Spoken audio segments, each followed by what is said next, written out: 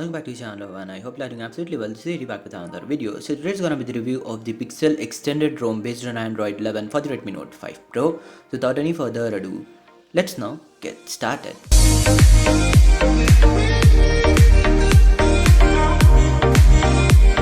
If you like what you're watching, then I would appreciate if you subscribe to the channel and turn on notifications so that you receive all the notifications of my newer uploads. Also like this video for more. So here is my Redmi Note 5 Pro running the Pixel extended ROM. Let me first show the about device section before talking about anything else. And I must say that this ROM is running pretty well on the Redmi Note 5 Pro. I'll be talking about battery life and performance in the later part. So do watch this video until the end. So going into the about phone and the Android version, as you can see that animation, that looks pretty phenomenal in my opinion. As you can see, Pixel extended. Tapping on this thing does take you to the Pixel extended web page here, as you can see.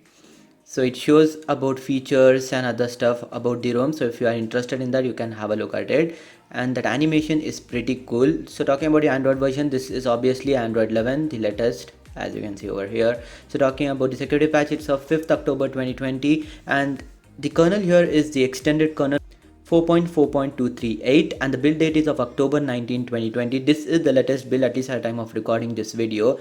And if you want any other information, you can pause the screen and have a look at it.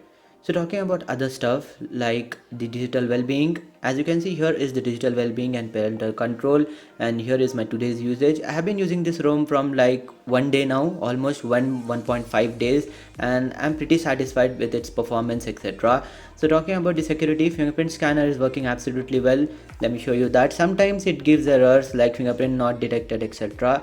But most of the times it's working well. As you can see, fast enough. There isn't any delays, like after locking the device it's working like instantly. There are no any major delays here. And talking about the smart lock, there is no face ID here. Let me show you that really quick.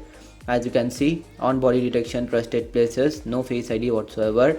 And talking about the display option, all the standard stuff is present, and as you can see, these little touches which make this ROM a little bit better than other ones. And talking about the dark theme, as you can see, dark theme is over here and it's working absolutely well. And the night light is also present and it works well, no issues with that. You can change the intensity of it from there. Let me turn that off for the moment. And all the standard stuff is present, guys, like you can change your accent color, primary color and other stuff. As you can see, theming options are all present. And talking about the battery percentage, I have enabled it from here. It is there and it's working well. And going into the system menu, advanced options, as you can see, here are a couple of advanced options and all these animations, it looks pretty neat in my opinion. So talking about gestures, system navigation is over here. I didn't enable navigation gestures, it came pre-enabled. So if you want the standard 3-button layout, it is also available. So navigation gestures works well for me.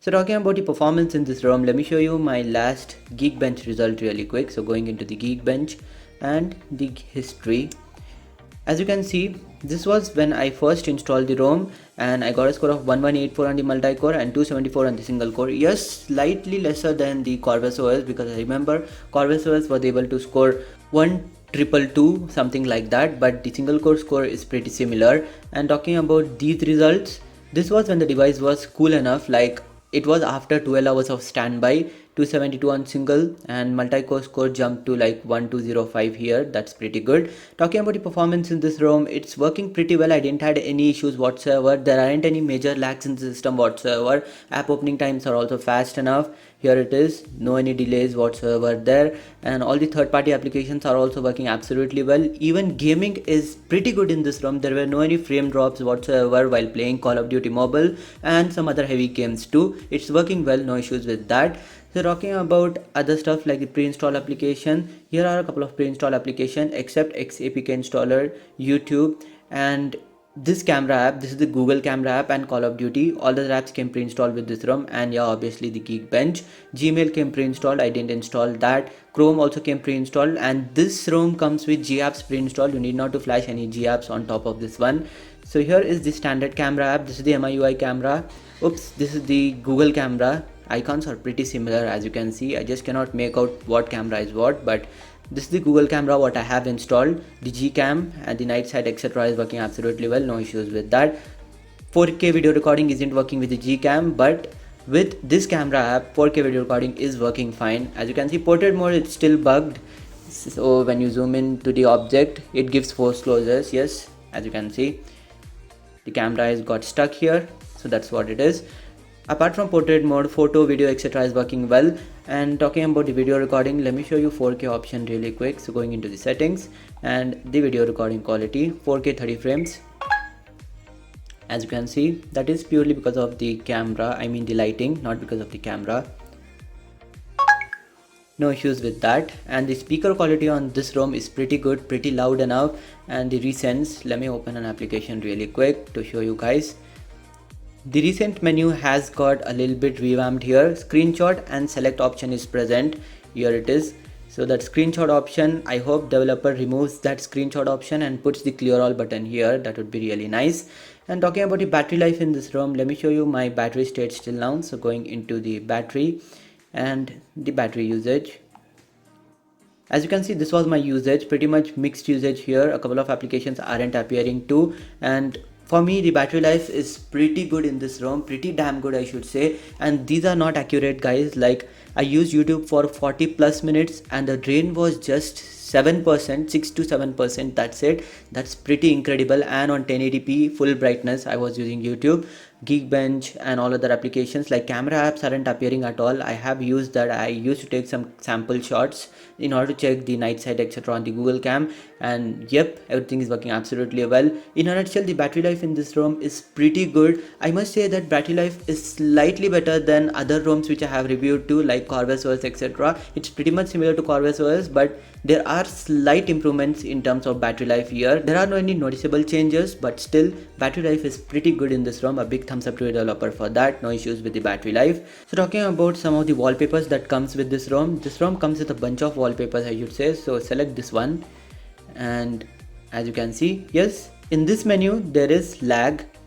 Here it is, noticeable lag only in this menu. So the lag is present only in this menu, noticeable lag, but still it works well, no issues with that. As you can see, live wallpaper, let me set this one. So for home screen, here it is, works well, and this is pretty smooth. There are no any lags in the live wallpaper and all.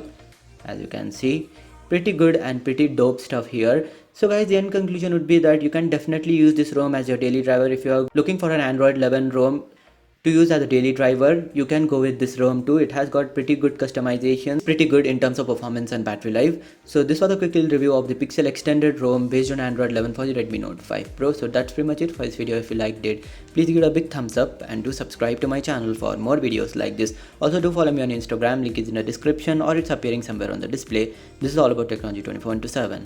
Signing off for the moment. You guys have a great day. Peace.